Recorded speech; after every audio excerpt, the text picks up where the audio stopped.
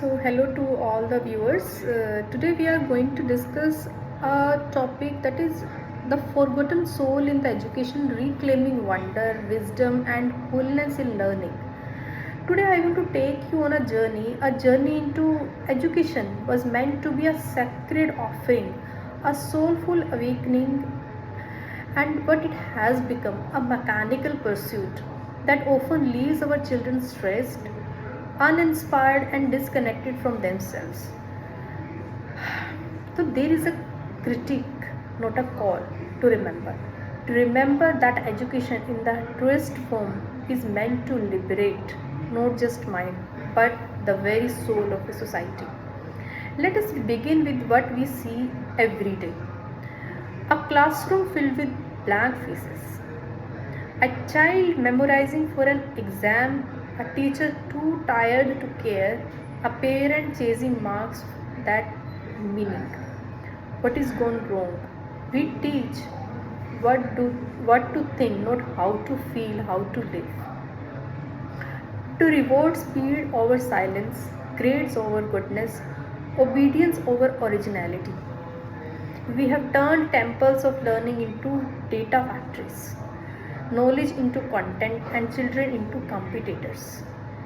Real world signs of the discomfort, rising student anxiety, children suffering from burnout, lack of meaningful dialogue in the classrooms, a dangerous rise in the mechanical learning, cramming, forgetting, repeating, and worst of all, we call this as success. The soul of learning, what we forgot. Education in its deepest essence is not information, it is illumination. Let us take a glimpse from our past. In Vedic India, the student was called as Shishya, and the process of learning was Siksha, a journey of inner refinement.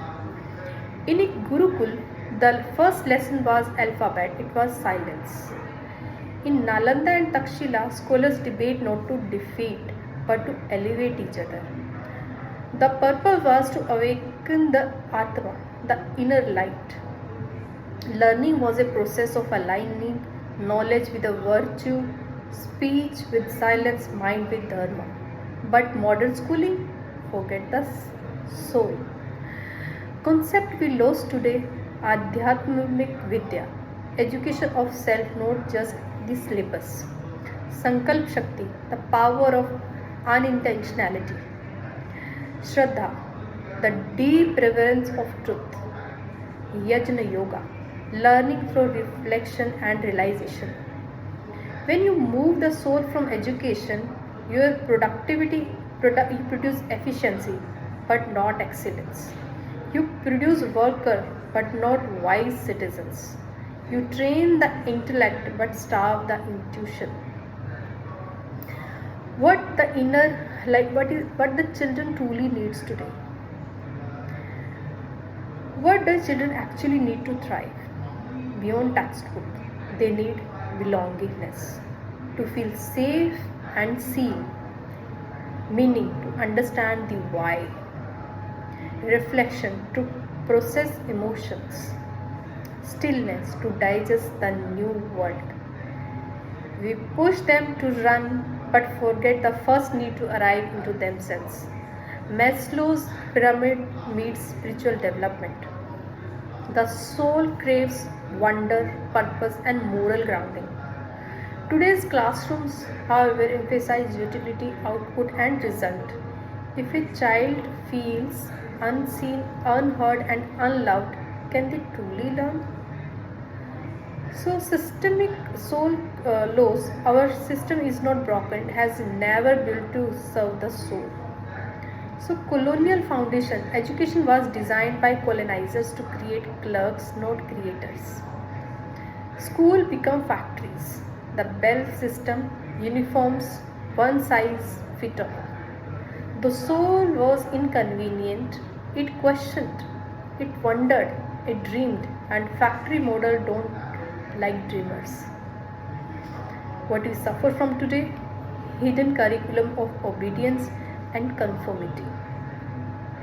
Suppression of intuition in favor of calculation.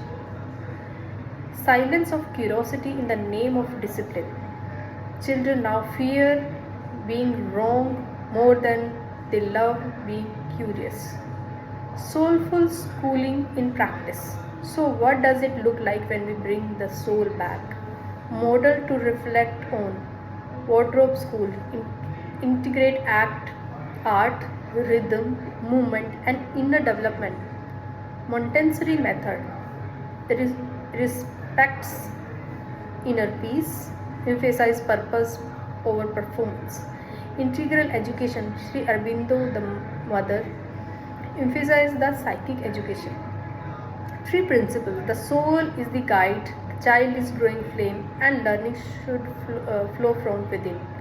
Method that reawaken the learner. Meditation and silence in the class. Storytelling and myth to cultivate moral imagination. Nature walk, emotional journaling, art-based inquiry, value circle. A soul-fully educated child does not answer questions. They just ask the right ones. So let us reimagine the future. So where do we go from here? Policy and practice. Build an NEP 2.0 that includes emotional literacy as a core subject. Spiritual intelligence as a leadership quality. Teachers trained in compassion, presence, and consciousness. Regular soul checks, not just progress reports. Let us make school places where children remember their divinity, not just deliverables. If you want a wise society, we must raise wise children. And raise wise children, we must build soul-centered schools and universities. In the age of AI, let us not forget the I, the inner I, the soul, the stillness, the sacred. The future of our nation does not lie in IQ of the student, but in the consciousness of its classrooms. Let us remember what we once knew, the learning is sacred, that every child carries light, and that education must teach them not just how to shine, but why. So here I conclude, leaving you few insights. Please do think and help us build a smarter nation. Not only a smarter nation, a conscious nation together. Thank you.